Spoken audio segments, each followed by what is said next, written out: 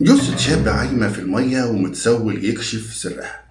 بس اللي حصل قبل كده هو الأغرب والأبشع من خيانة وشهوة قذرة. حابب تعرف قصة فتحية في القصة الكاملة؟ خليك معانا. 2018 في محافظة الإسماعيلية وتحديدا في مدينة الأنطرة، كان في متسول بيدور في الزبالة على أي حاجة ياكلها. جنبه كان في مصرف مية صرف صحي. شاف منظر غريب، جثة عايمة فوق المية. المتسول جري على طول على اسم الشرطة وبلغهم باللي شافه. الشرطة جت بسرعة وخدت الجثة واكتشفوا إن هي تخص واحد اسمه فتحي. راحوا على بيت فتحي علشان يبلغوا زوجته وأهله بالخبر السيء. طبعا أول ما مرات فتحي عرفت انهارت. الغريب في الموضوع إن فتحي كان مختفي بقاله أكتر من 3 أيام، وزوجته مبلغتش الشرطة عن اختفائه. الشرطة بدأت تشك في الموضوع وبدأت تدور أكتر. اكتشفوا إن هي كانت دايما بتتخانق معاه وما كانتش طايقاه، وبدأوا يشكوا إن هي ورا اللي حصل.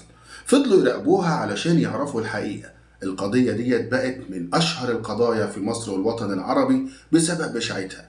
الحكاية بدأت لما أم فتحي قررت تجوزه. بدأت تدور ليه على عروسة، جابت له بنات كتير لكن فتحي رفضهم كلهم، لحد ما شاف بنت اسمها فتحية وقرر انه مش هيتجوز غيرها. اهله وقفوا تقدموا لطلب ايد فتحية لكنها رفضت في الاول. اهله حاولوا يقنعوها وقالوا ان فتحي شخص مؤدب ومحترم ومتعلم ومعاه فلوس، وفي الاخر البنت وافقت على الجوازة. لكن بعد الجواز فتحية كرهت فتحي اكتر، ما بقتش طايقاه. فتحي كان عنده مشكلة صحية لكنه حاول يعالج نفسه علشان يرضيها وياخد حاجات من الصيدلية تقويه، لكن فتحية كانت دايما بتعايره وتقول له انه مش مكفي احتياجاتها. فتحي حاول يصلح من الوضع لكن فتحية كانت مصرة دايما على الطلاق. ولما اهله رفضوا ان هي تتطلق بدأت تتعرف على شاب اسمه احمد. اثناء فترة زعلها مع فتحي، فتحية كانت بتخرج كتير من البيت. في يوم وهي نازلة تشتري حاجات من السوبر ماركت قابلت أحمد. أحمد كان شاب وسيم وجذاب وكان بيشتغل في محل قريب من بيتها. لاحظ إن هي حزينة دايما ومتضايقة فبدأ يحاول يفتح معاها كلام. في البداية كان الحديث بين فتحية وأحمد في الأول سطحي، مجرد كلام عادي عن الحياة والمشاكل اليومية. لكن مع الوقت بدأت تحكي ليه عن مشاكلها مع فتحي وإزاي إن هي مش سعيدة في حياتها. أحمد استغل الفرصة دي وبدأ يقنعها إنه ممكن يكون الحل لجميع مشاكلها وإنه يقدر يسعدها. فتحية وأحمد بدأوا يقابلوا بعض كتير في السر. أحمد كان بيوعدها بحياة جديدة ورومانسية بعيدا عن فتحي. فتحية اللي كانت بتدور على الحب والرومانسية اللي كانت مفتقداهم في حياتها مع فتحي، وقعت في حب أحمد بسرعة. في يوم من الأيام أحمد قال لفتحية إنه مش هينفع يكملوا في العلاقة دي وهي لسه على ذمة راجل، وإن الحل الوحيد هو إن هما يتخلصوا من فتحي علشان يقدروا يكونوا مع بعض بدون مشاكل وياخدوا كمان الشقة. فتحية في الأول اترددت لكنها في النهاية وافقت وبدأوا يخططوا لجريمتهم. وفي يوم من الأيام فتحية طلبت من فتحي ينزل يجيب ليها حاجات من الصيدلية. فتحي نزل وما كانش يعرف إن ده اليوم اللي هيفقد فيه حياته. وهو في الطريق شافه أحمد وكان مستني في مكان ضلمة. أحمد هجم على فتحي وطعنه بالسكينة في بطنه أكتر من مرة لحد ما اتأكد إنه مات. أحمد خطط يخلص من الجثة، شال جثة فتحي ورماها في أقرب مصرف مية اللي هو الصرف الصحي علشان يضيع أي دليل على الجريمة. بعد كده أحمد راح على بيت فتحية وكان لسه الدم مال هدومه وقال لها إن هم أخيرا خلصوا من فتحي.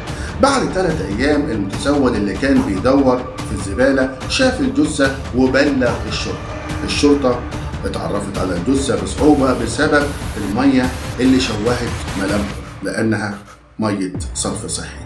لكن في النهاية اكتشفوا إن الجثة تخص الشاب ده.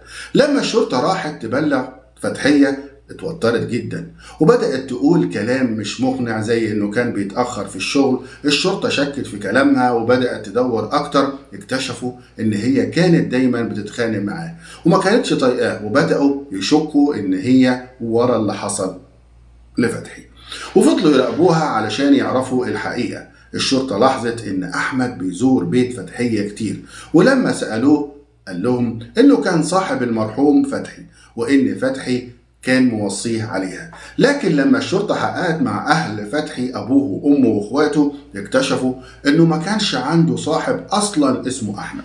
وكمان فتحي دخل المستشفى مرتين بسبب تسمم قبل كده، يعني هي حاولت تقتله مرتين ونجا منها. المفاجأة الأكبر كانت لما أهل فتحي قالوا إن هو كان في خلافات كبيرة بينه وبين مراته، وإن هي كانت طالبة الطلاق دايما باستمرار.